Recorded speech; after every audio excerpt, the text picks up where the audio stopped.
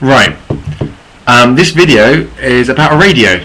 I'm not a radio lover, or I'm not really interested in old radios. But basically, I was in a charity shop and I came across this object, and I thought that it looks like a pair of binoculars, some old binoculars, and I thought, oh, that looks quite interesting. It actually turns out that it is a Roberts radio model R77, serial number B3121. But it wasn't working, so I thought it'd be a good idea to try and get it fixed. But when I went online to have a look at information about this model, there was barely anything available. So with the help of my granddad, we've got it working now. So I decided to do this video basically to give people some information in case they've got one and they want to restore it. So that's what this video is for. What I've got here is I've got my granddad wrote this. It's a report on the restoration of the radio. So I'll read this out and then I'll show you the insides of it, and I'll put it on as well, because I haven't actually seen anywhere online a working Roberts R77 radio. So here goes. This radio is one of a short run manufactured from May 1957. It is housed in a hide carrying case closed by zip fasteners at both ends at the top and the bottom. As was usual at that time, power was supplied by batteries. The HT battery was the B126 at 90 volts, while the 1.5 V volt LT supply was from an AD35 unit. The current demand being about 10 mA and 125 mA respectively. That might make more sense to you than it does to me, by the way.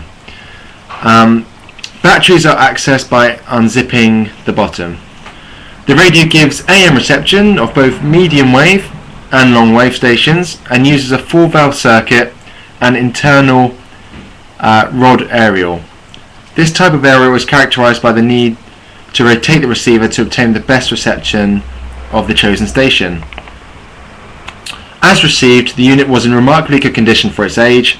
All features were as original manufacture, except that of the medium wave off long wave switch knob, which has been replaced with an unmatched substitute, and the associated lettering had worn away.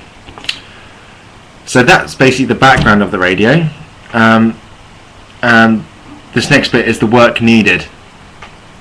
A replacement matching knob was eventually located in a radio shop that has held the local Roberts dealership since 1935. The rather tatty second-hand knob was cleaned and its central gold embellishment has been repainted. The switch captions have been replaced by the use of a 3mm black transfer lettering, the original gold colour not being available in the desired size. So basically the lettering's been put back on in gold because we couldn't find black. What have we got here? Tests of the electronic circuits revealed only a single component fault. This was the HT supply. Electro decoupling capacitor had failed, a problem always to be expected from one of its age. A replacement 8 UF 150 volt capacitor was fitted, although some differences in dimensions preclude installation in exactly the original location on the printed circuit board. For future reference purposes, the original faulty TCC capacitor has been stowed inside. So the original capacitor is still within the radio, so keep all the original things just in case somebody wants them. So batteries. The batteries that were originally used became obsolete in the late 1960s as valves gave way to transistors. Plugs to fit those batteries have been cut off and are stowed inside the receiver for future reference. New battery arrangements have been contrived. The HT supply is now from 9 zinc chloride carbon zinc PP3 units in series, and the LT is provided by 2 zinc chloride or alkaline D cells in parallel.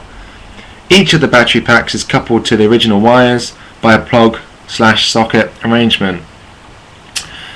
Battery life should be approximately 40 hours, which is quite good. That's quite long before we have to replace them again.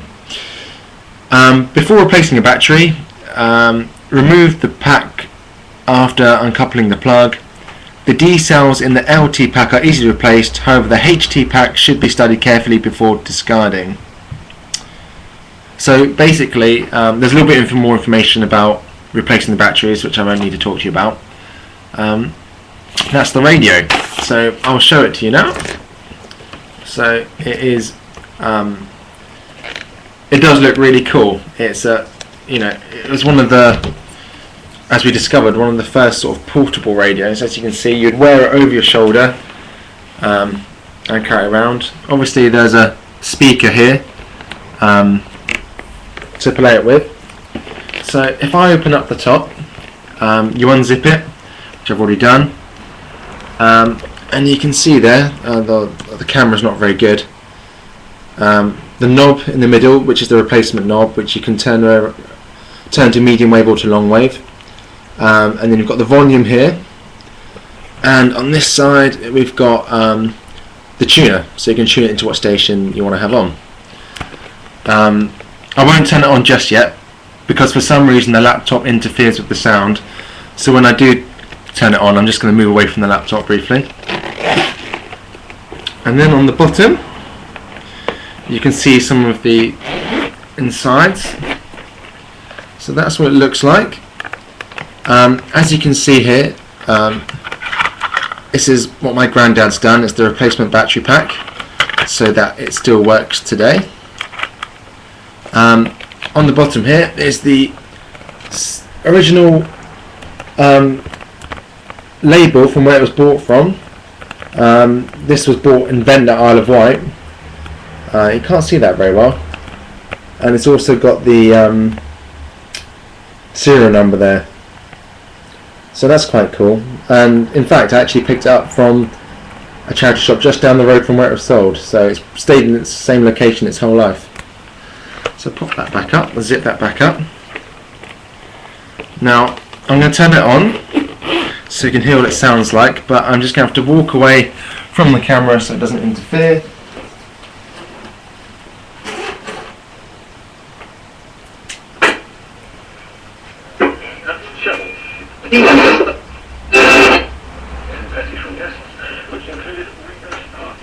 His white dress, Western.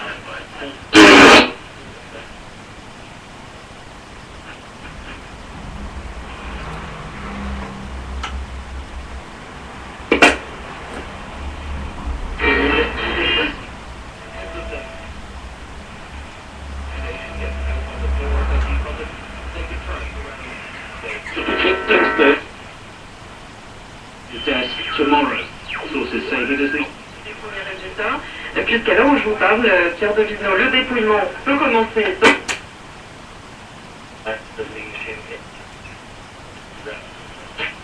By admitting his mistake, he's to at least admit that he's learned from this, that he won't repeat it in the future, and in effect throw himself at the mercy of the Prime Minister and say, yes, mistakes made, but not so severe. His loyal to Libya's new interim authority appear close to taking full control of the key target. So basically, that wasn't a very good way to show it to you. But for some reason, I don't know what it is. If someone could tell me, I can't actually have the radio on near the laptop because the sound just gets interfered with.